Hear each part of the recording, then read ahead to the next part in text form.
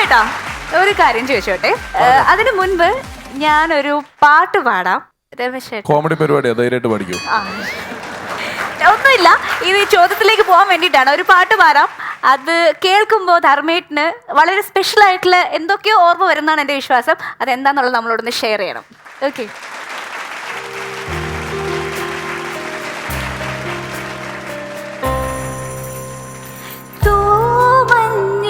നെഞ്ചിലൊതുങ്ങി മുന്നാഴി കനവ് തേനോളം സാന്ത്വനമായി ആലോലം പാട്ട്. ധർമ്മേട്ട പ്ലീസ്. എനിക്ക് ഏറ്റവും ഭയങ്കര ഇഷ്ടപ്പെട്ടൊരു പാട്ടാണ്. പലപ്പോഴും സൗഹൃദ വേദികളിൽ പാടാറുള്ള ഒരു പാട്ടാണ്. ശരി, പക്ഷേ ഇതൊന്നും അല്ലല്ലോ. ഇതിലും സ്പെഷ്യൽ ആയിട്ടുള്ളൊരു കാര്യമില്ലേ? മറന്നുപോയോ?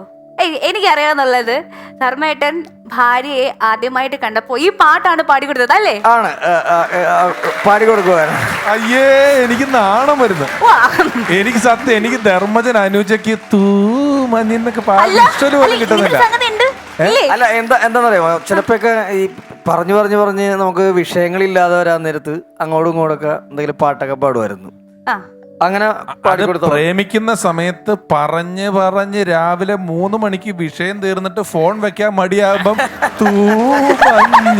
നെഞ്ചിലോട്ട് അങ്ങനെയാണ്. അയ്യോ, എനിക്ക് ധർമ്മ, നീ ഇത്ര റൊമാൻറ്റിക് ആയ ഒരു ധർമ്മജനെ എനിക്ക് ചിന്തിക്കാൻ പറ്റുന്നില്ല.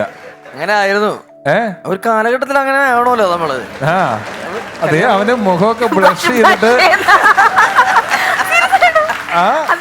ചേട്ടാ പാടും. ഈ പാട്ട് വളരെ മനോഹരമായിട്ട് പാടും. ധർമ്മേട്ടാ പ്ലീസ്, ഞങ്ങക്ക് വേണ്ടി 2 വരി പാടാം.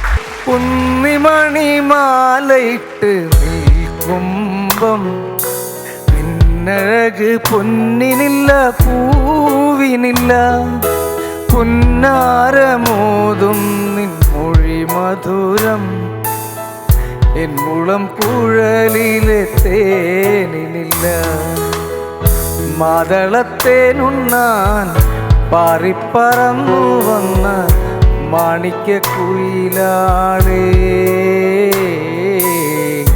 നീ എവിടെ, നിന്റെ കൂടെ വിടെ, നീ പാടും പൂമരമെവിടെ, നീ പാടും